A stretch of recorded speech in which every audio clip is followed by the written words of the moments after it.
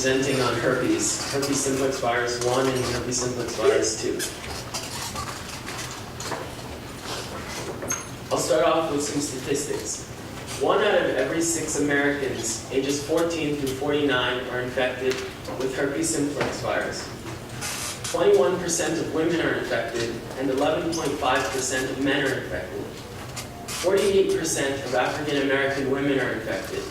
And the CDC thinks this is not because of increased risk-taking behavior in African American communities, but because of biological factors and a higher rate of infection.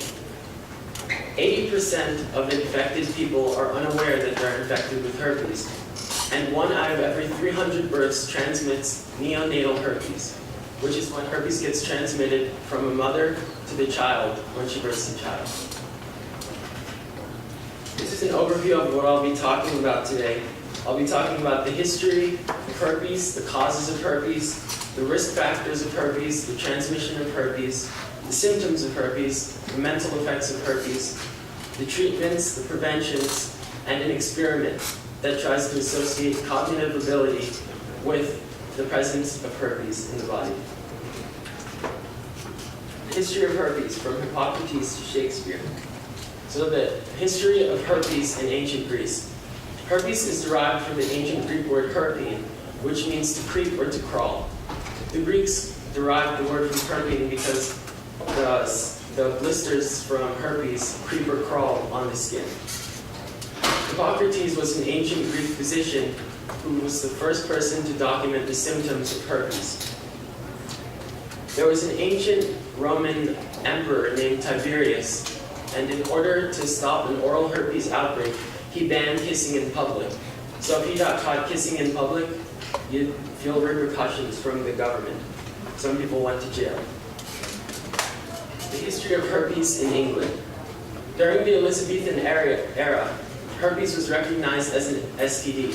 People knew that it was transmitted from person to person, or they thought so, but they weren't really completely sure because they didn't have any evidence.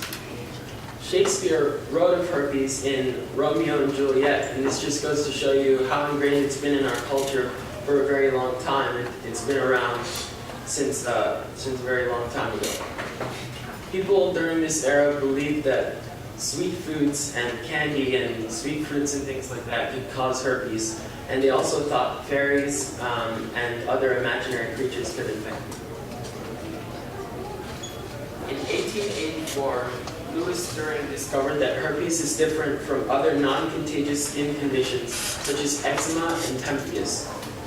In 1893, Emile Perdal proved that herpes is contagious. He transmitted herpes from his patients to himself. He was very involved in his own research. In 1913, the Grader test was discovered. There was a German physician, his last name was Grader. He transmitted herpes from a human to a rabbit's cornea in the eye and then back to the human. And he proved that it was transmitted from person to person, and this was used as a way to diagnose herpes until Arnold Sank came up with the cytodiagnosis for herpes, which is when you would cut open a herpes sore and test the liquid inside under a microscope. In 1974, a drug named acyclovir, it's an antibiotic that fights against multiple viruses. It was discovered and invented in the lab, and then in 1982 it was released commercially so that doctors could prescribe it and people could buy it. And now there's no cure, and there's also no preventative measures that you can take because it gets transmitted even if you use protection during sexual contact, and it's very hard to stop. So the causes of herpes simplex virus 1 and herpes simplex virus 2. Herpes simplex virus 1, it festers in the ear and then it shows in the face. That's when you see pimples and sores, herpes sores on people's face. And herpes simplex virus 2, it festers in the small of the back and moves to the genitalia area, and that's when you see sores and symptoms there. This cuts little into transmission, but it's transmitted between close bodily contact with infected people. The risk factors for getting herpes. Being a woman increases your chances of getting herpes by almost 100%. And they don't know why this is, but they think it's due to certain biological factors that makes women more susceptible to getting herpes. Also, having multiple sex partners, having unprotected sex, and starting sexual relations at an early age, and having a weakened immune system due to other medications other than aciclovir and other illnesses and viruses. The transmission of herpes. Herpes is transmitted through direct contact with an infected area, and the main transmitting for herpes is asymptomatic shedding, which means that herpes can be transmitted without showing any symptoms. So somebody won't have any sores or any fever or any symptoms that makes them think they have herpes. And people, when people aren't aware of herpes, they don't take the proper precautions to not spread it to other people. And 80% of infected people are unaware that they're infected because of symptoms not showing. Symptoms of herpes. Fevers, blisters, cold sores, tingling, itching, burning, backaches, headaches, incontinence, which is involuntary release of urine, and burning, a burning sensation when you urinate, raw skin around your genitals that can crack and be red, blisters, fatigue, headaches, sores, and pimples. And as you can see, a lot of these symptoms are very generic of a lot of diseases and viruses. So that's why it's very hard to determine which virus you have unless you do a cytodiagnosis, which again was invented by Arnold Singh. Symptoms. You can notice symptoms from a few days to a few years after being infected with herpes. And as I said, the symptoms are often mistaken for other diseases because they're so similar. The mental effects of herpes. Victims of herpes often experience anxiety, loneliness, isolation, job performance, fear of sexual relationships, and a diminished self-esteem. There's a lot of counseling available for this, and there are certain programs with psychologists and psychiatrists that can help people. The demographics of herpes. This is just restating the statistics from the beginning of the presentations I went over then. Treatments for herpes. As I said, aciclovir, it's an antibiotic that fights against lots of viruses, but it's mainly used for herpes. Treatment is to make sure that your genitals are clean, wear loose clothing so that it doesn't get into your clothing, and then you could share that piece of clothing with someone else, and then they could get the virus too. Don't touch your sores because you can get liquid and shedding on your hands, and you can spread it to other places in your body, like if you rub your eyes, and you can get herpes in your eyes too. And washing your hands with soap is after you touch, if you touch a sore, so that it doesn't spread to other people or to other parts on your body. So the preventions for herpes. The main prevention is to not have sex, because even using protection like condoms, it doesn't completely stop getting herpes, because you can have herpes sore on other areas around the genitalia that aren't covered. So you'll get herpes even if you use protection. But it does lower the chance if you use protection. And there are no vaccines yet, and the aciclovir, the drug that works against herpes, it doesn't always work.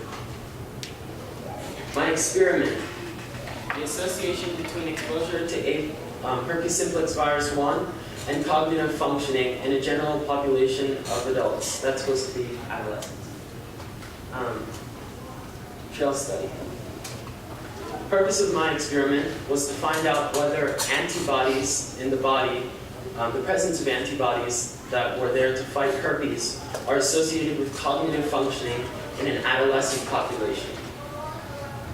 The scientists thought that the presence of antibodies were associated to cognitive functioning, and they tested this by testing 1,084 adolescents. The average age was 16 years old, and they measured their immunoglobulin antibodies, which are the antibodies to fight herpes. So these were people that had herpes, then they measured their antibodies. Then 2 years later, they measured their cognitive functioning, and regression analysis was used to find the relationship between the two variables, having the antibodies and their cognitive functioning. The results were that the antibodies were associated with memory function, but weren't associated with cognitive functioning or executive function. And the significance of this experiment is that it was the first experiment to find an association between herpes and cognitive ability. And this experiment is very important because it could help governments and other organizations do a lot more money to herpes research. This is my work cited, and thank you. Are there any questions?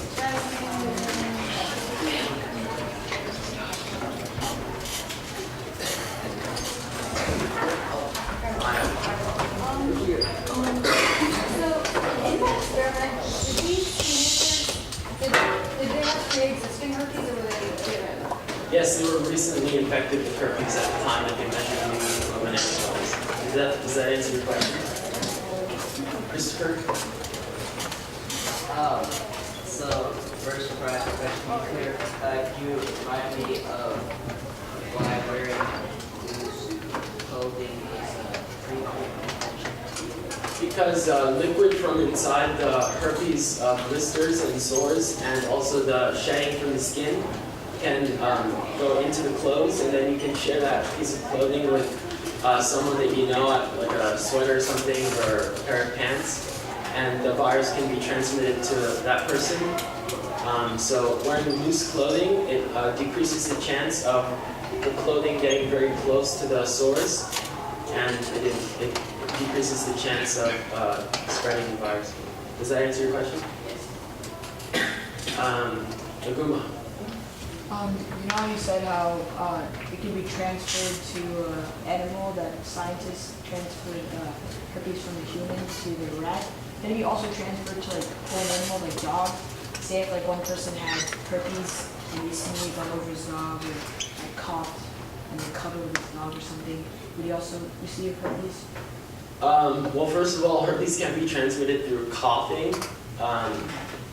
It's close bodily contact, so you have to actually physically touch someone. The pores of the sores have to touch the other person's skin, or the stuff inside can touch the other person's skin, like the pus inside. And to answer your question about infecting dogs, I'd have to conduct more research. Lexi. You said that back in the early times, the Egyptians that if you were kissing in public, there were repercussions. What were the repercussions? Could you elaborate? So back in that time, they had, just like now, they had jails, and they had not necessarily police officers, but the soldiers in the towns would act as the police officers. So if you were caught kissing in public, they'd get you, and then they had like jails, just like we do now, and they'd put you in there.